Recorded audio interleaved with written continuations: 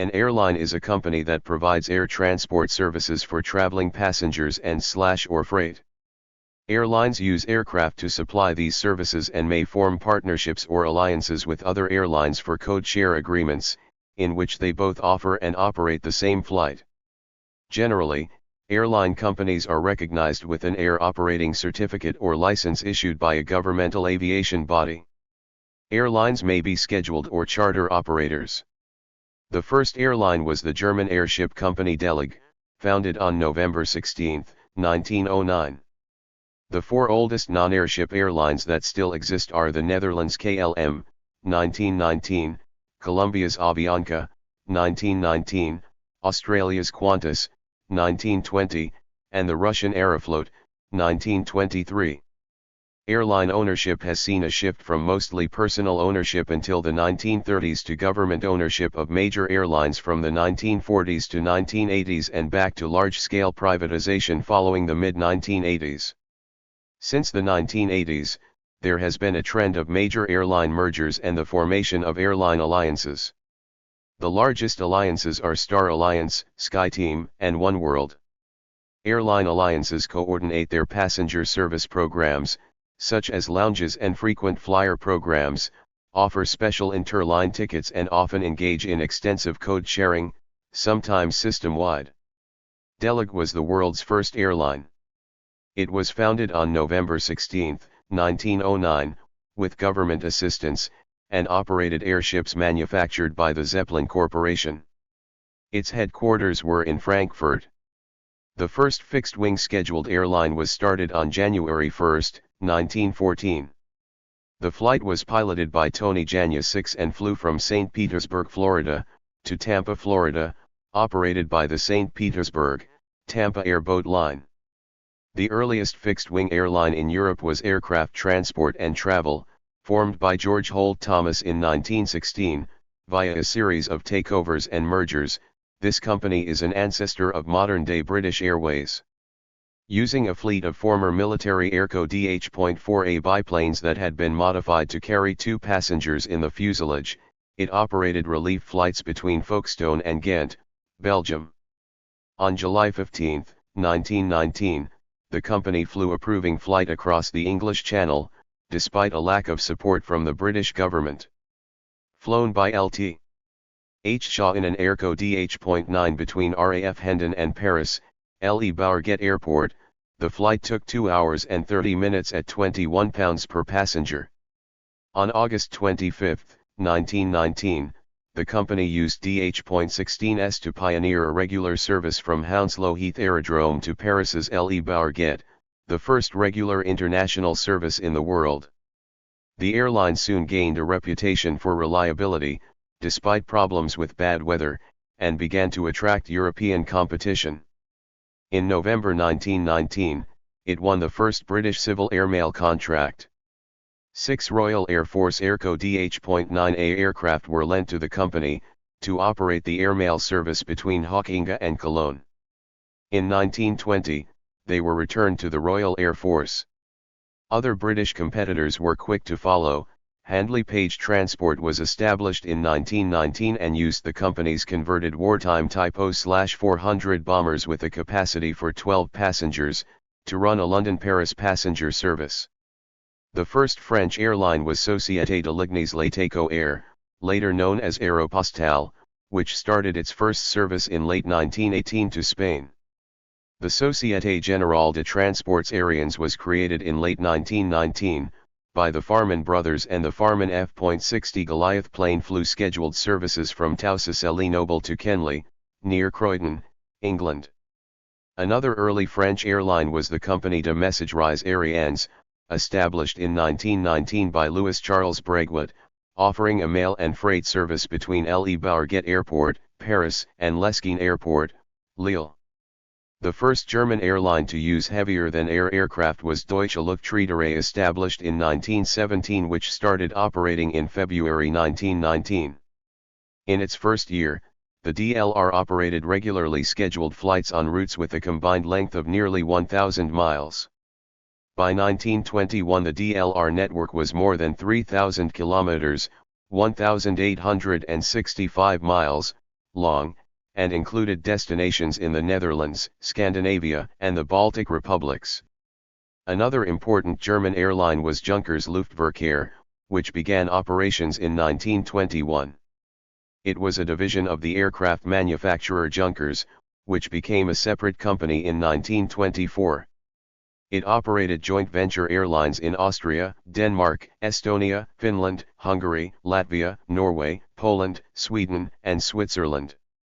The Dutch airline KLM made its first flight in 1920, and is the oldest continuously operating airline in the world. Established by aviator Albert Plisman, it was immediately awarded a royal predicate from Queen Wilhelmina. Its first flight was from Croydon Airport, London to Amsterdam, using a leased aircraft transport and travel DH-16, and carrying 2 British journalists and a number of newspapers. In 1921, KLM started scheduled services. In Finland, the charter establishing Air OO/Y, now Finnair, was signed in the city of Helsinki on September 12, 1923. Junkers F.13 D335 became the first aircraft of the company, when Aero took delivery of it on March 14, 1924. The first flight was between Helsinki and Tallinn, capital of Estonia, and it took place on March 20, 1924, 1 week later. In the Soviet Union, the chief administration of the Civil Air Fleet was established in 1921. One of its first acts was to help found Deutsch-Russisch Luftverkehrs AG. Die Ruhrluft, a German-Russian joint venture to provide air transport from Russia to the west. Domestic air service began around the same time, when Dobroliet started operations on July 15, 1923 between Moscow and Nizhny Novgorod. Since 1932 all operations had been carried under the name Aeroflot. Early European airlines tended to favor comfort. The passenger cabins were often spacious with luxurious interiors, over speed and efficiency. The relatively basic navigational capabilities of pilots at the time also meant that delays due to the weather were commonplace.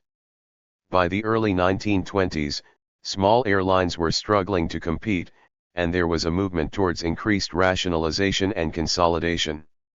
In 1924, Imperial Airways was formed from the merger of Instone Airline Company, British Marine Air Navigation, Daimler Airway, and Handley Page Transport, to allow British Airlines to compete with stiff competition from French and German airlines that were enjoying heavy government subsidies. The airline was a pioneer in surveying and opening up air routes across the world to serve far-flung parts of the British Empire and to enhance trade and integration. The first new airliner ordered by Imperial Airways was the Handley Page W8F City of Washington, delivered on November 3, 1924. In the first year of operation the company carried 11,395 passengers and 212,380 letters. In April 1925, the film The Lost World became the first film to be screened for passengers on a scheduled airliner flight when it was shown on the London-Paris route. 2 French airlines also merged to form Air Union on January 1, 1923. This later merged with 4 other French airlines to become Air France, the country's flagship carrier to this day, on May 17, 1933. Germany's Deutsche Lufthansa was created in 1926 by merger of 2 airlines, one of them Junkers Luftverkehr. Lufthansa, due to the Junkers heritage and unlike most other airlines at the time, became a major investor in airlines outside of Europe, providing capital to Varig and Avianca.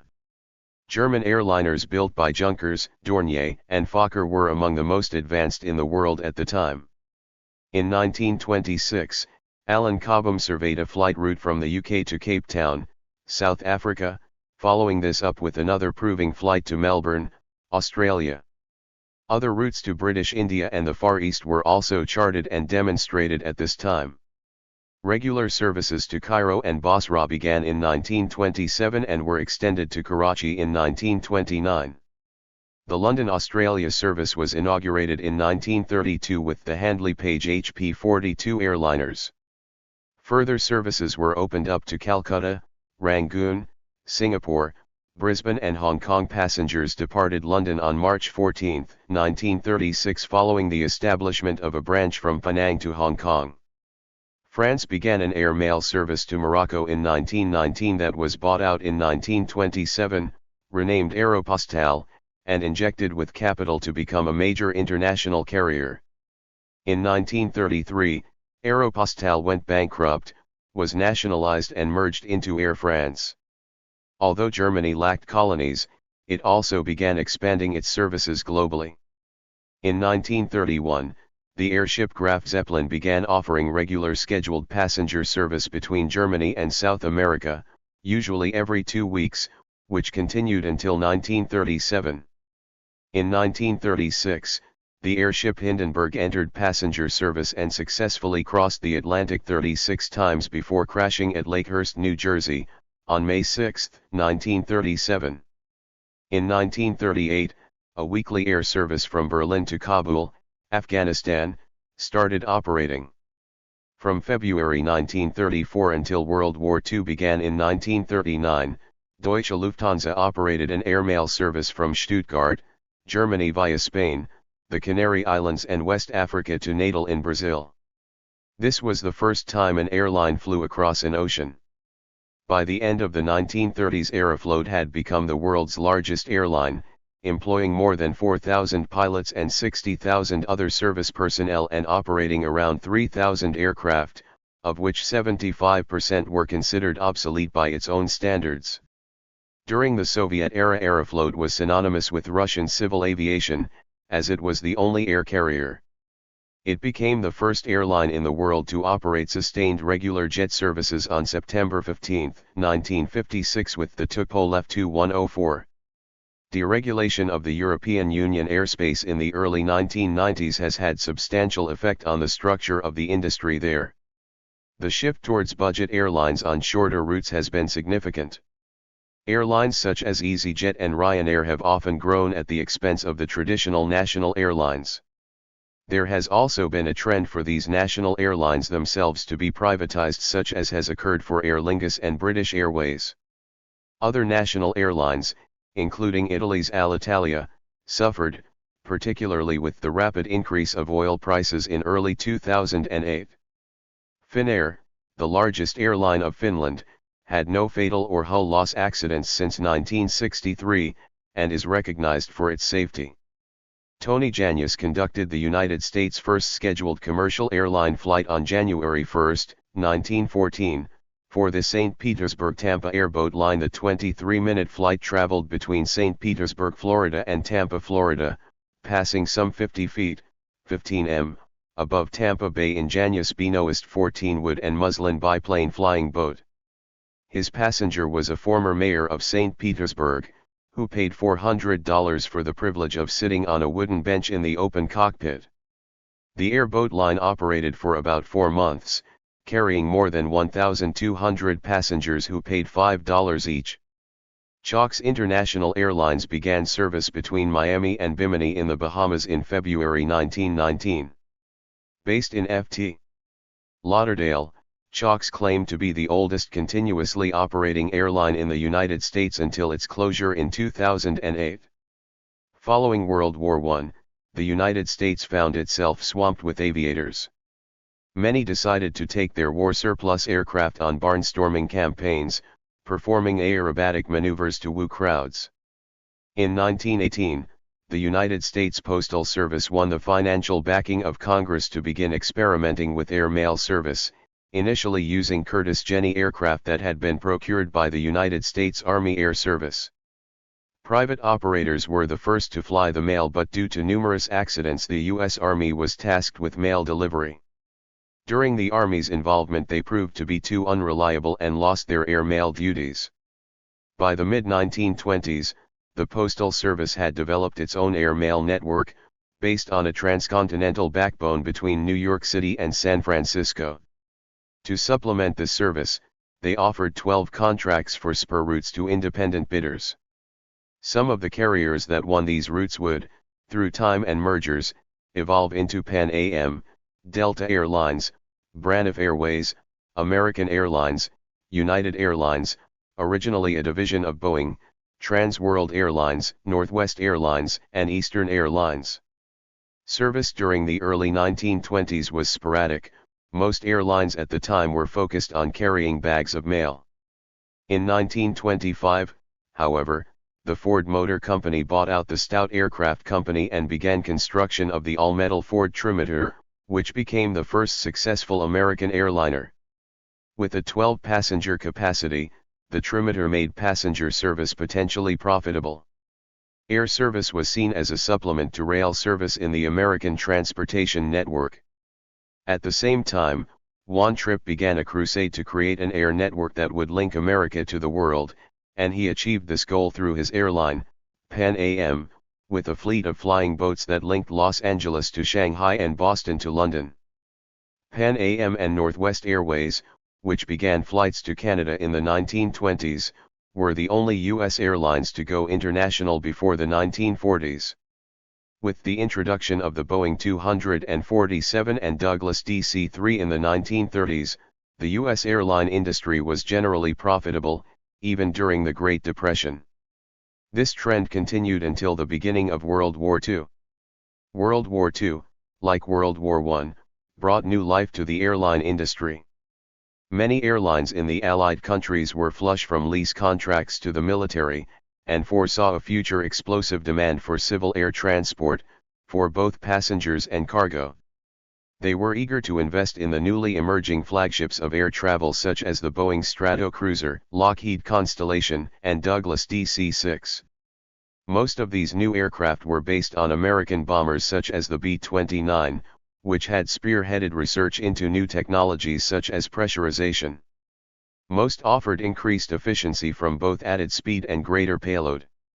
In the 1950s, the de Havilland Comet, Boeing 707, Douglas DC-8, and Sud Aviation Caravelle became the first flagships of the jet age in the West, while the Eastern Bloc had Tupolev Tu-104 and Tupolev Tu-124 in the fleets of state-owned carriers such as Czechoslovak CSA, Soviet Aeroflot and East German Interflug. The Vickers Viscount and Lockheed L-188 Electra inaugurated turboprop transport. On October 4, 1958, British Overseas Airways Corporation started transatlantic flights between London Heathrow and New York Idlewild with the Comet 4, and Pan Am followed on October 26 with a Boeing 707 service between New York and Paris. The next big boost for the airlines would come in the 1970s, when the Boeing 747, McDonnell Douglas DC-10, and Lockheed L-1011 inaugurated wide-body, jumbo jet, service, which is still the standard in international travel. The Tupolev Tu-144 and its western counterpart, Concorde, made supersonic travel a reality. Concorde first flew in 1969 and operated through 2003. In 1972, Airbus began producing Europe's most commercially successful line of airliners to date. The added efficiencies for these aircraft were often not in speed, but in passenger capacity, payload, and range. Airbus also features modern electronic cockpits that were common across their aircraft to enable pilots to fly multiple models with minimal cross-training. The 1978 U.S. airline industry deregulation lowered federally controlled barriers for new airlines just as a downturn in the nation's economy occurred. New Start UPS entered during the downturn, during which time they found aircraft and funding, contracted hangar and maintenance services, trained new employees, and recruited laid-off staff from other airlines. Major airlines dominated their routes through aggressive pricing and additional capacity offerings, often swamping New Start UPS. In the place of high barriers to entry imposed by regulation, the major airlines implemented an equally high barrier called loss leader pricing. In this strategy, an already established and dominant airline stomps out its competition by lowering airfares on specific routes, below the cost of operating on it, choking out any chance a start-up airline may have. The industry side effect is an overall drop in revenue and service quality. Since deregulation in 1978, the average domestic ticket price has dropped by 40%. So has airline employee pay. By incurring massive losses, the airlines of the USA now rely upon a scourge of cyclical Chapter 11 bankruptcy proceedings to continue doing business. America West Airlines, which has since merged with U.S. Airways, remained a significant survivor from this new entrant era, as dozens, even hundreds, have gone under. In many ways, the biggest winner in the deregulated environment was the air passenger. Although not exclusively attributable to deregulation, indeed the U.S. witnessed an explosive growth in demand for air travel. Many millions who had never or rarely flown before became regular flyers, even joining frequent flyer loyalty programs and receiving free flights and other benefits from their flying. New services and higher frequencies meant that business flyers could fly to another city, do business, and return the same day, from almost any point in the country. Air travel's advantages put long-distance intercity railroad travel and bus lines under pressure, with most of the latter having withered away, whilst the former is still protected under nationalization through the continuing existence of Amtrak. By the 1980s, almost half of the total flying in the world took place in the U.S., and today the domestic industry operates over 10,000 daily departures nationwide. Toward the end of the century, a new style of low-cost airline emerged, offering a no-frills product at a lower price. Southwest Airlines, JetBlue, AirTran Airways, Skybus Airlines, and other low-cost carriers began to represent a serious challenge to the so-called legacy airlines, as did their low-cost counterparts in many other countries. Their commercial viability represented a serious competitive threat to the legacy carriers. However, of these, ATA and Skybus have since ceased operations. Increasingly since 1978, U.S. airlines have been reincorporated and spun off by newly created and internally led management companies, and thus becoming nothing more than operating units and subsidiaries with limited financially decisive control. Among some of these holding companies and parent companies which are relatively well known, are the UAL Corporation, along with the AMR Corporation, among a long list of airline holding companies sometime recognized worldwide. Less recognized are the private equity firms which often seize managerial, financial, and board of directors control of distressed airline companies by temporarily investing large sums of capital in air carriers, to rescheme an airline's assets into a profitable organization or liquidating an air carrier of their profitable and worthwhile routes and business operations. Thus the last 50 years of the airline industry have varied from reasonably profitable, to devastatingly depressed. As the first major market to deregulate the industry in 1978, U.S. airlines have experienced more turbulence than almost any other country or region. In fact, no U.S. legacy carrier survived bankruptcy-free. Among the outspoken critics of deregulation, former CEO of American Airlines, Robert Crandall has publicly stated, Chapter 11 bankruptcy protection filing shows airline industry deregulation was a mistake. Congress passed the Air Transportation Safety and System Stabilization Act, PL 107-42, in response to a severe liquidity crisis facing the already troubled airline industry in the aftermath of the September 11 attacks. Through the ATSB, Congress sought to provide cash infusions to carriers for both the cost of the 4-day federal shutdown of the airlines and the incremental losses incurred through December 31, 2001, as a result of the terrorist attacks. This resulted in the first government bailout of the 21st century. Between 2000 and 2005, U.S. airlines lost $30 billion with wage cuts of over $15 billion and 100,000 employees laid off. In recognition of the essential national economic role of a healthy aviation system, Congress authorized partial compensation of up to $5 billion in cash subject to review by the U.S. Department of Transportation and up to $10 billion in loan guarantees subject to review by a newly created Air Transportation Stabilization Board, ATSB. The applications to DOT for reimbursements were subjected to rigorous multi-year reviews not only by DOT program personnel but also by the Government Accountability Office 56 and the DOT Inspector General. Ultimately, the federal government provided $4.6 billion in one-time, subject to income tax cash payments to 427 U.S. air carriers, with no provision for repayment, essentially a gift from the taxpayers. Passenger carriers operating scheduled service received approximately $4 billion, subject to tax. In addition, the ATSB approved loan guarantees to 6 airlines totaling approximately $1.6 billion. Data from the U.S. Treasury Department show that the government recouped the $1.6 billion and a profit of $339 million from the fees, interest, and purchase of discounted airline stock associated with loan guarantees. The three largest major carriers and Southwest Airlines control 70% of the U.S. passenger market. Although Philippine Airlines, PAL, was officially founded on February 26, 1941, its license to operate as an airliner was derived from merged Philippine Aerial Taxi Company, PATCO, established by mining magnate Emmanuel N. Bacrac on December 3, 1930, making it Asia's oldest scheduled carrier still in operation. Commercial air service commenced 3 weeks later from Manila to Baguio, making it Asia's first airline route. Bacrac's death in 1937 paved the way for its eventual merger with Philippine Airlines in March 1941 and made it Asia's oldest airline.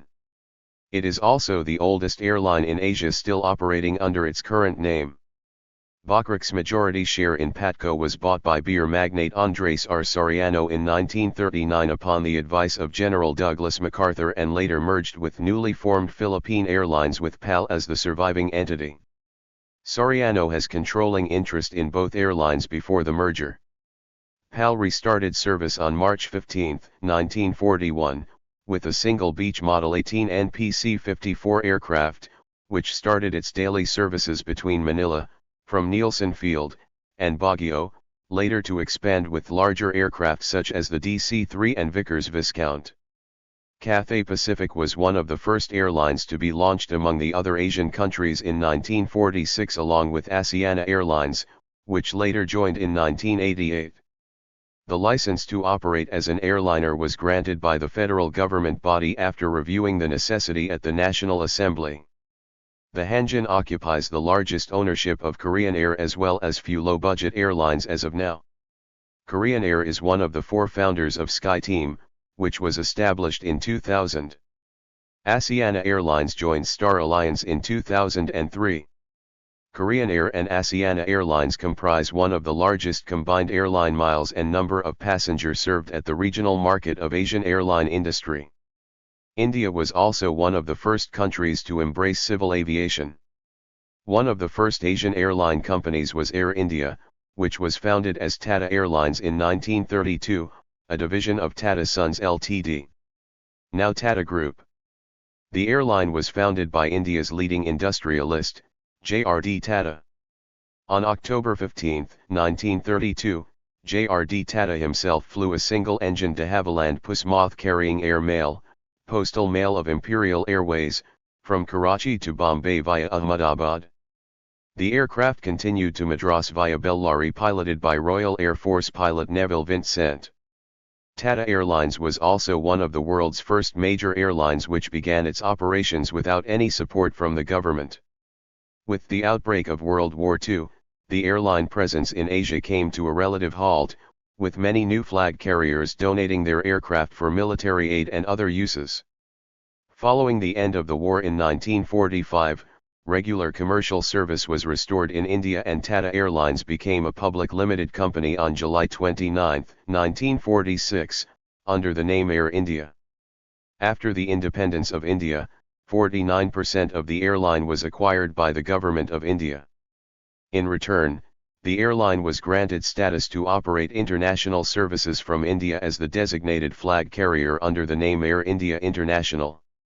On July 31, 1946, a chartered Philippine Airlines, PAL, DC-4 ferried 40 American servicemen to Oakland, California, from Nielsen Airport in Makati with stops in Guam, Wake Island, Johnston Atoll, and Honolulu, Hawaii, making PAL the first Asian airline to cross the Pacific Ocean. A regular service between Manila and San Francisco was started in December. It was during this year that the airline was designated as the flag carrier of Philippines. During the era of decolonization, newly born Asian countries started to embrace air transport. Among the first Asian carriers during the era were Cathay Pacific of Hong Kong, founded in September 1946, Orient Airways, later Pakistan International Airlines, founded in October 1946, Air Ceylon, later Sri Lankan Airlines, founded in 1947, Malayan Airways Limited in 1947, later Singapore and Malaysia Airlines, El Al in Israel in 1948, Garuda Indonesia in 1949, Japan Airlines in 1951, Thai Airways in 1960, and Korean National Airlines in 1947.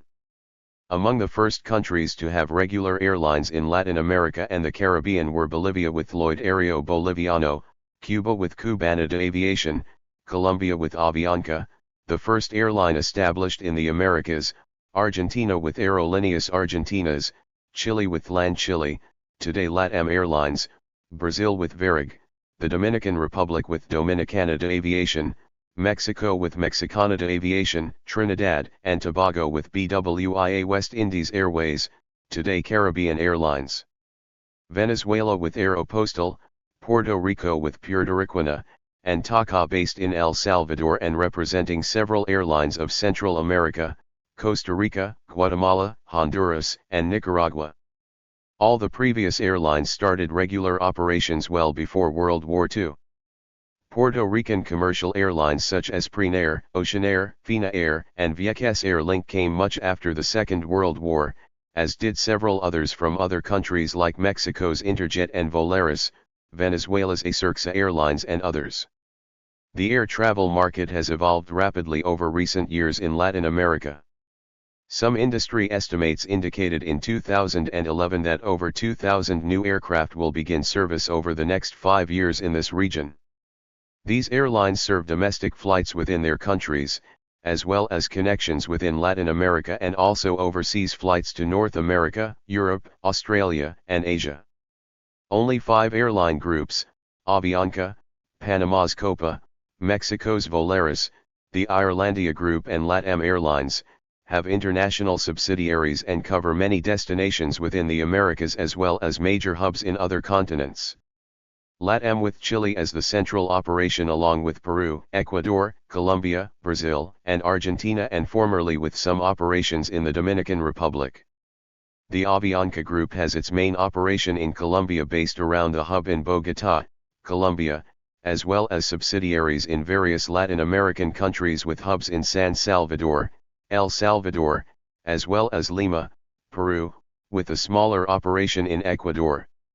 Copa has subsidiaries Copa Airlines Colombia and Wingo, both in Colombia, while Volaris of Mexico has Volaris Costa Rica and Volaris El Salvador, and the Irelandia Group formerly included Viva Aerobus of Mexico, it now includes Viva Colombia and Viva Air Peru.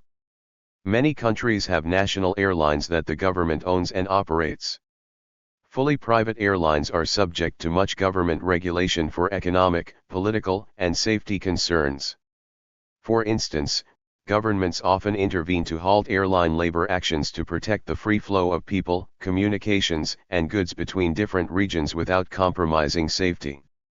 The United States, Australia, and to a lesser extent Brazil, Mexico, India, the United Kingdom, and Japan have deregulated their airlines. In the past, these governments dictated airfares, route networks, and other operational requirements for each airline. Since deregulation, airlines have been largely free to negotiate their own operating arrangements with different airports, enter and exit routes easily, and to levy airfares and supply flights according to market demand. The entry barriers for new airlines are lower in a deregulated market, and so the US has seen hundreds of airlines start up, sometimes for only a brief operating period. This has produced far greater competition than before deregulation in most markets. The added competition, together with pricing freedom, means that new entrants often take market share with highly reduced rates that, to a limited degree, full-service airlines must match. This is a major constraint on profitability for established carriers, which tend to have a higher cost base. As a result, profitability in a deregulated market is uneven for most airlines. These forces have caused some major airlines to go out of business, in addition to most of the poorly established new entrants. In the United States, the airline industry is dominated by 4 large firms. Because of industry consolidation, after fuel prices dropped considerably in 2015, very little of the savings were passed on to consumers. Groups such as the International Civil Aviation Organization establish worldwide standards for safety and other vital concerns. Most international air traffic is regulated by bilateral agreements between countries, which designate specific carriers to operate on specific routes. The model of such an agreement was the Bermuda Agreement between the US and UK following World War II, which designated airports to be used for transatlantic flights and gave each government the authority to nominate carriers to operate routes. Bilateral agreements are based on the freedoms of the air, a group of generalized traffic rights ranging from the freedom to overfly a country to the freedom to provide domestic flights within a country, a very rarely granted right known as cabotage. Most agreements permit airlines to fly from their home country to designated airports in the other country. Some also extend the freedom to provide continuing service to a third country, or to another destination in the other country while carrying passengers from overseas. In the 1990s, open skies agreements became more common. These agreements take many of these regulatory powers from state governments and open up international routes to further competition. Open skies agreements have met some criticism, particularly within the European Union, whose airlines would be at a comparative disadvantage with the United States because of cabotage restrictions. In 2017, 4.1 billion passengers have been carried by airlines in 41.9 million commercial scheduled flights, an average payload of 98 passengers, for 7.75 trillion passenger kilometers, an average trip of 1,890 kilometers, over 45,091 airline routes served globally. In 2016, air transport generated $704.4 billion of revenue in 2016, employed 10.2 million workers, supported 65.5 million jobs and $2.7 trillion of economic activity, 3.6% of the global GDP.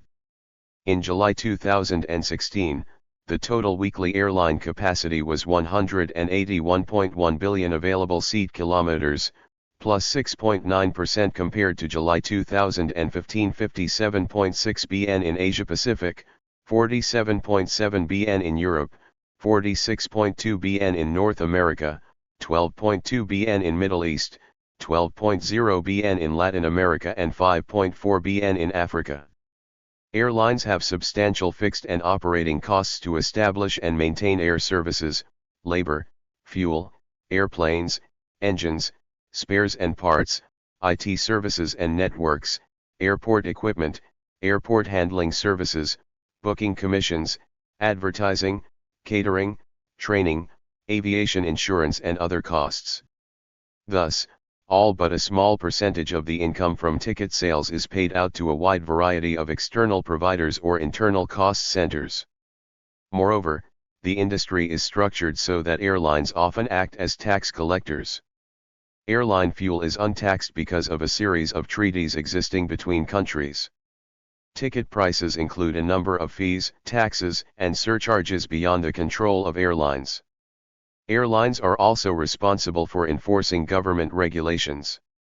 If airlines carry passengers without proper documentation on an international flight, they are responsible for returning them back to the original country. Analysis of the 1992 to 1996 period shows that every player in the air transport chain is far more profitable than the airlines, who collect and pass through fees and revenues to them from ticket sales. While airlines as a whole earn 6% return on capital employed, 2 to 3.5% less than the cost of capital, airports earn 10%, catering companies 10 to 13%, handling companies 11 to 14%, aircraft lessors 15%, aircraft manufacturers 16%, and global distribution companies more than 30%. There has been continuing cost competition from low-cost airlines. Many companies emulate Southwest Airlines in various respects. The lines between full-service and low-cost airlines have become blurred, example with most full-service airlines introducing baggage check fees despite Southwest not doing so. Many airlines in the US and elsewhere have experienced business difficulty. U.S. airlines that have declared Chapter 11 bankruptcy since 1990 have included American Airlines, Continental Airlines, twice, Delta Airlines, Northwest Airlines, Pan Am, United Airlines and U.S. Airways, twice. Where an airline has established an engineering base at an airport, then there may be considerable economic advantages in using that same airport as a preferred focus, or hub, for its scheduled flights. Fuel hedging is a contractual tool used by transportation companies like airlines to reduce their exposure to volatile and potentially rising fuel costs. Several low-cost carriers such as Southwest Airlines adopt this practice. Southwest is credited with maintaining strong business profits between 1999 and the early 2000s due to its fuel hedging policy. Many other airlines are replicating Southwest's hedging policy to control their fuel costs. Operating costs for U.S. major airlines are primarily aircraft operating expense including jet fuel, aircraft maintenance, depreciation, and aircrew for 44%, servicing expense for 29%, traffic 11%, passenger 11%, and aircraft 7%, 14% for reservations and sales and 13% for overheads, administration 6% and advertising 2%. An average U.S. major Boeing 757-200 flies 1,252 miles 2,015 kilometers, stages 11.3 block hours per day and costs $2,550 per block hour, $923 of ownership, $590 of maintenance, $548 of fuel and $489 of crew, or $13.34 per 186 seats per block hour.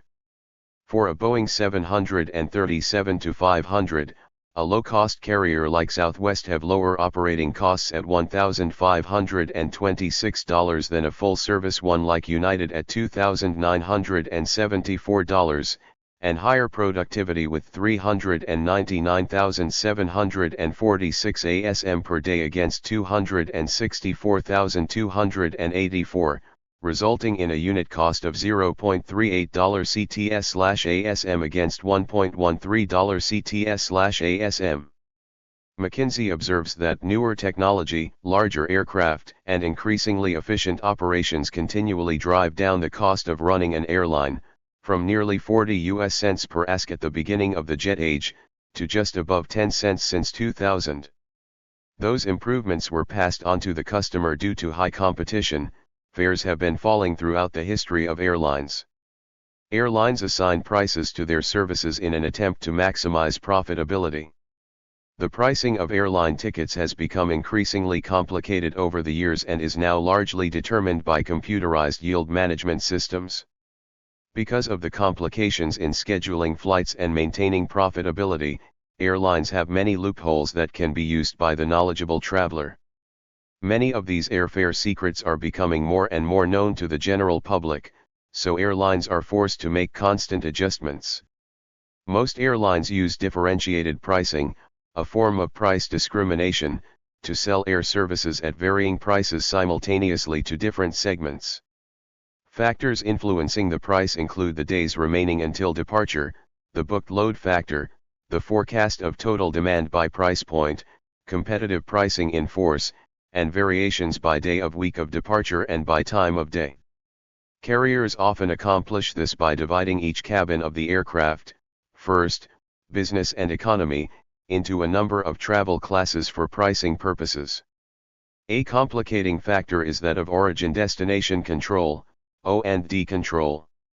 Someone purchasing a ticket from Melbourne to Sydney, as an example, for $200 is competing with someone else who wants to fly Melbourne to Los Angeles through Sydney on the same flight, and who is willing to pay $1,400.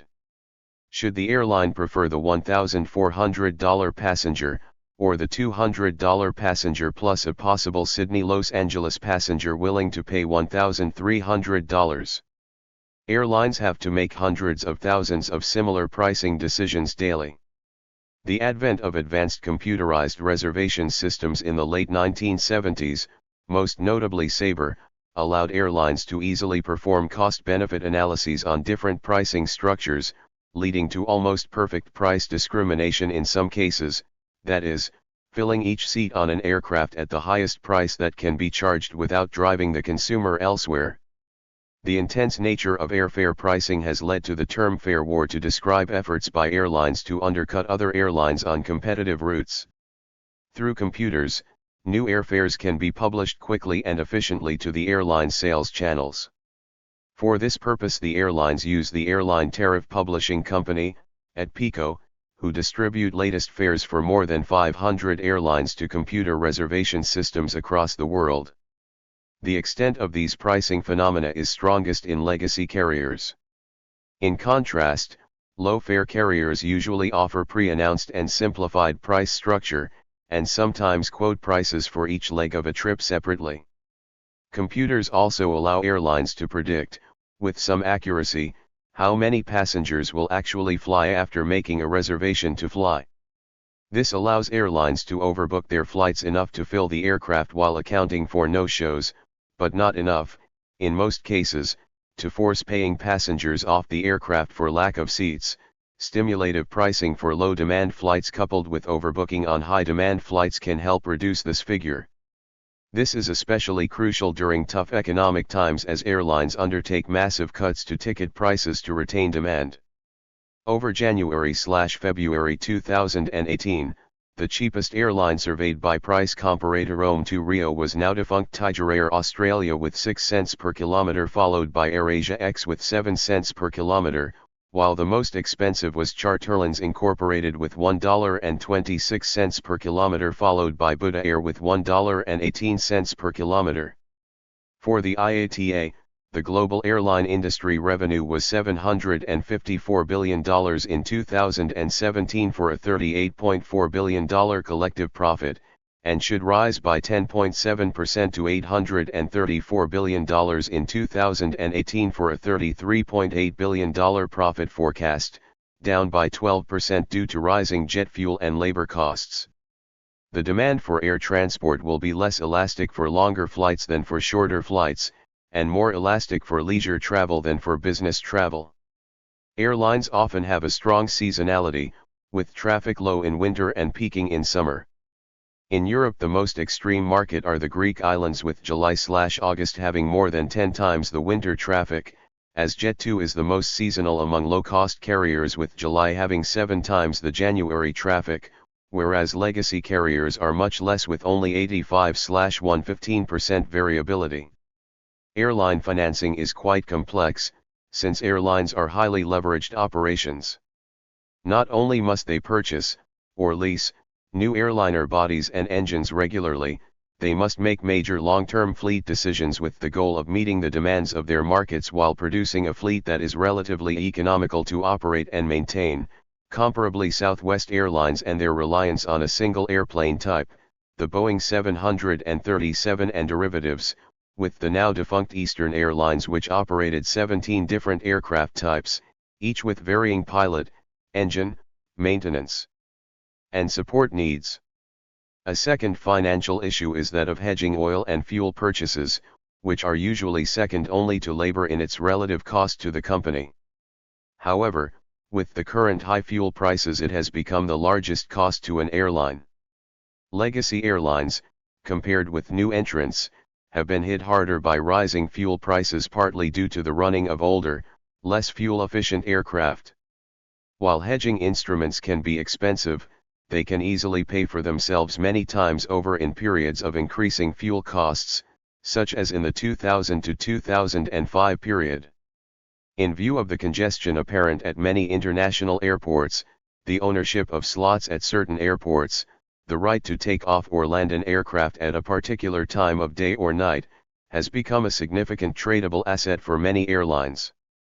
Clearly, take-off slots at popular times of the day can be critical in attracting the more profitable business traveler to a given airline's flight and in establishing a competitive advantage against a competing airline.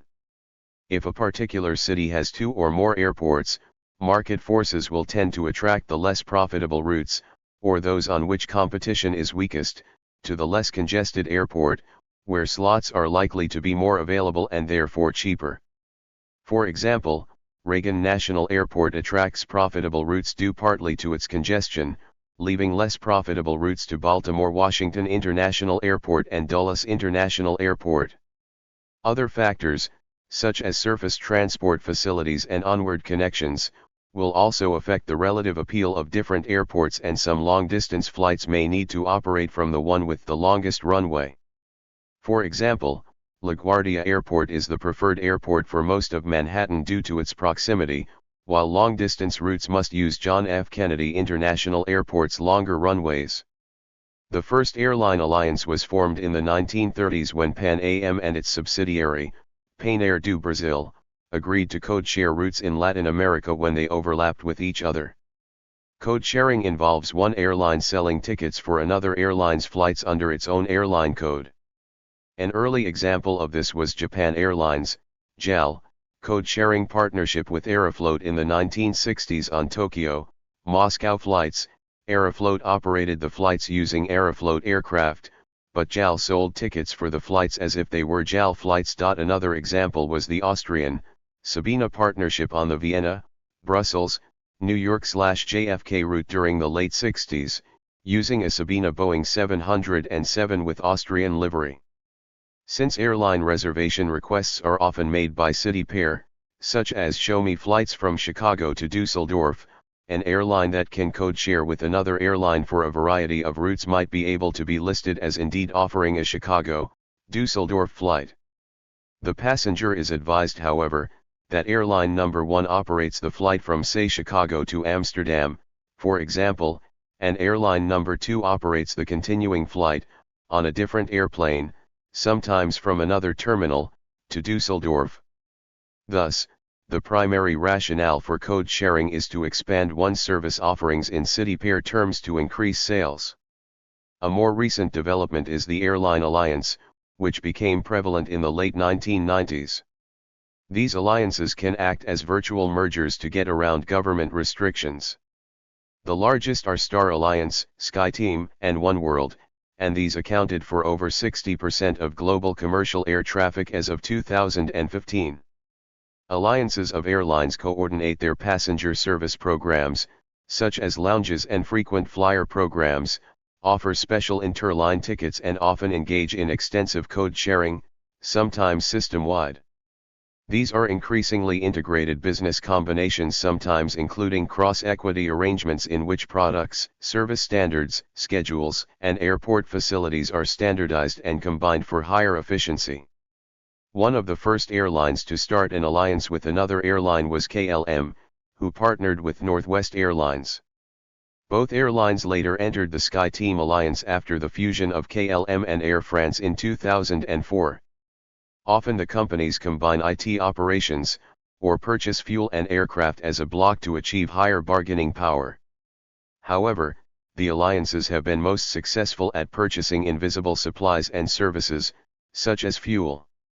Airlines usually prefer to purchase items visible to their passengers to differentiate themselves from local competitors. If an airline's main domestic competitor flies Boeing airliners, then the airline may prefer to use Airbus aircraft regardless of what the rest of the alliance chooses. The world's largest airlines can be defined in several ways. As of 2019, American Airlines Group was the largest by fleet size, passengers carried, and revenue passenger mile. Delta Airlines was the largest by revenue, assets value, and market capitalization. Lufthansa Group was the largest by number of employees, FedEx Express by freight ton kilometers, Turkish Airlines by number of countries served, and UPS Airlines by number of destinations served, though United Airlines was the largest passenger airline by number of destinations served. Historically, air travel has survived largely through state support, whether in the form of equity or subsidies.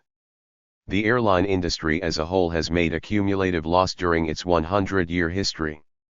One argument is that positive externalities, such as higher growth due to global mobility, outweigh the microeconomic losses and justify continuing government intervention. a historically high level of government intervention in the airline industry can be seen as part of a wider political consensus on strategic forms of transport, such as highways and railways, both of which receive public funding in most parts of the world. Although many countries continue to operate state-owned or parastatal airlines, many large airlines today are privately owned and are therefore governed by microeconomic principles to maximize shareholder profit. In December 1991, the collapse of Pan Am, an airline often credited for shaping the international airline industry, highlighted the financial complexities faced by major airline companies. Following the 1978 deregulation, U.S. carriers did not manage to make an aggregate profit for 12 years in 31, including 4 years where combined losses amounted to $10 billion, but rebounded with 8 consecutive years of profits since 2010, including its 4 with over $10 billion profits. They drop loss-making routes, avoid fare wars and market share battles, limit capacity growth, add hub feed with regional jets to increase their profitability. They change schedules to create more connections, buy used aircraft, reduce international frequencies and leverage partnerships to optimize capacities and benefit from overseas connectivity. Aircraft engines emit noise pollution, gases, and particulate emissions, and contribute to global dimming. Growth of the industry in recent years raised a number of ecological questions. Domestic air transport grew in China at 15.5% annually from 2001 to 2006. The rate of air travel globally increased at 3.7% per year over the same time. In the EU, greenhouse gas emissions from aviation increased by 87% between 1990 and 2006. However, it must be compared with the flight's increase. Only in UK, between 1990 and 2006 terminal passengers increased from 100,000 to 250,000. According to AEA reports, every year, 750 million passengers travel by European airlines, which also share 40% of merchandise value in and out of Europe. Without even pressure from green activists, targeting lower ticket prices, generally, airlines do what is possible to cut the fuel consumption and gas emissions connected therewith. Further, according to some reports, it can be concluded that the last piston-powered aircraft were as fuel-efficient as the average jet in 2005. Despite continuing efficiency improvements from the major aircraft manufacturers, the expanding demand for global air travel has resulted in growing greenhouse gas, GHG, emissions. Currently, the aviation sector, including U.S. domestic and global international travel, make approximately 1.6% of global anthropogenic GHG emissions per annum.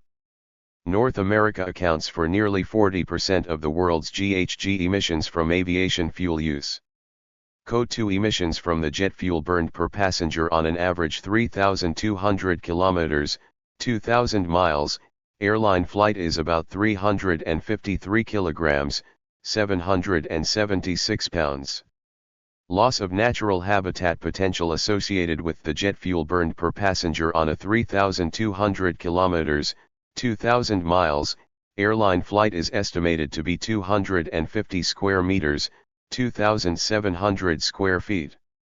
In the context of climate change and peak oil, there is a debate about possible taxation of air travel and the inclusion of aviation in an emissions trading scheme, with a view to ensuring that the total external costs of aviation are taken into account. The airline industry is responsible for about 11% of greenhouse gases emitted by the U.S. transportation sector. Boeing estimates that biofuels could reduce flight-related greenhouse gas emissions by 60 to 80%. The solution would be blending algae fuels with existing jet fuel. Boeing and Air New Zealand are collaborating with leading Brazilian biofuel maker TechBio, New Zealand's Aquaflow Bionomic and other jet biofuel developers around the world.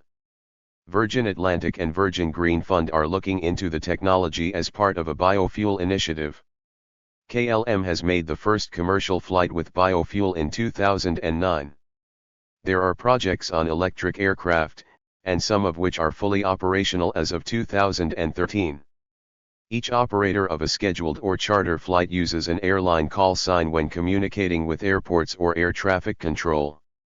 Most of these call signs are derived from the airline's trade name, but for reasons of history, marketing, or the need to reduce ambiguity in spoken English, so that pilots do not mistakenly make navigational decisions based on instructions issued to a different aircraft, some airlines and air forces use call signs less obviously connected with their trading name.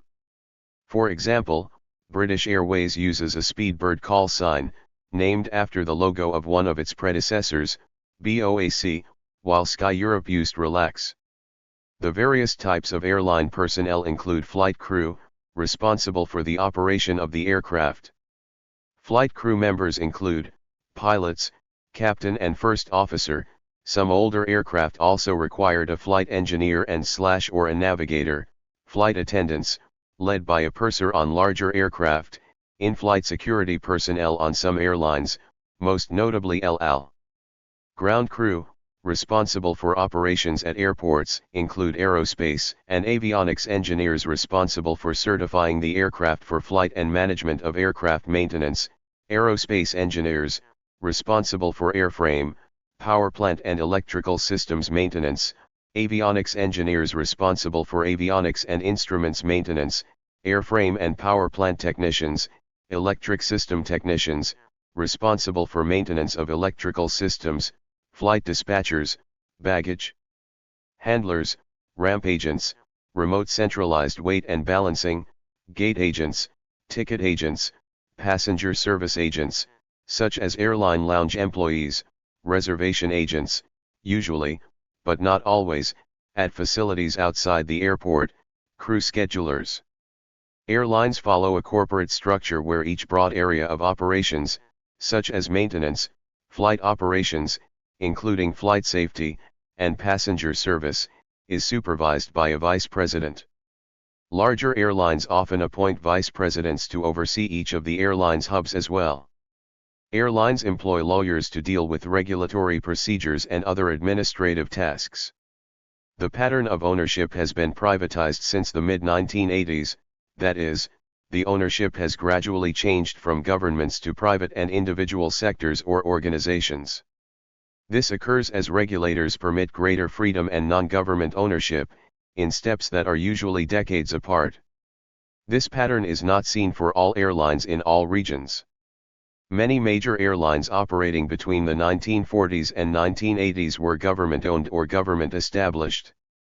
However, most airlines from the earliest days of air travel in the 1920s and 1930s were personal businesses. Growth rates are not consistent in all regions, but countries with a deregulated airline industry have more competition and greater pricing freedom. This results in lower fares and sometimes dramatic spurts in traffic growth. The US, Australia, Canada, Japan, Brazil, India, and other markets exhibit this trend. The industry has been observed to be cyclical in its financial performance. 4 or 5 years of poor earnings precede 5 or 6 years of improvement. But profitability even in the good years is generally low, in the range of 2 to 3% net profit after interest and tax. In times of profit, airlines lease new generations of airplanes and upgrade services in response to higher demand. Since 1980, the industry has not earned back the cost of capital during the best of times. Conversely, in bad times losses can be dramatically worse. Warren Buffett in 1999 said the money that had been made since the dawn of aviation by all of this country's airline companies was zero. Absolutely zero. As in many mature industries, consolidation is a trend. Airline groupings may consist of limited bilateral partnerships, long-term, multifaceted alliances between carriers, equity arrangements, mergers, or takeovers. Since governments often restrict ownership and merger between companies in different countries, most consolidation takes place within a country. In the US, over 200 airlines have merged, been taken over, or gone out of business since the Airline Deregulation Act in 1978. Many international airline managers are lobbying their governments to permit greater consolidation to achieve higher economy and efficiency. There are several types of passenger airlines, mainly. Mainline airlines operate flights by the airline's main operating unit, rather than by regional affiliates or subsidiaries. Regional airlines, non-mainline airlines that operate regional aircraft. Regionals typically operate over shorter non-intercontinental distances, often as feeder services for legacy mainline networks. Low-cost carriers, giving a basic, no-frills, and perceived inexpensive service. Business class airline, an airline aimed at the business traveler, featuring all business class seating and amenities. Charter airlines, operating outside regular schedule intervals. Flag carriers, the historically nationally owned airlines that were considered representative of the country overseas. Legacy carriers, U.S. carriers that predate the Airline Deregulation Act of 1978. Major airlines of the United States, airlines with at least $1 billion in revenues. Thank you for watching this video.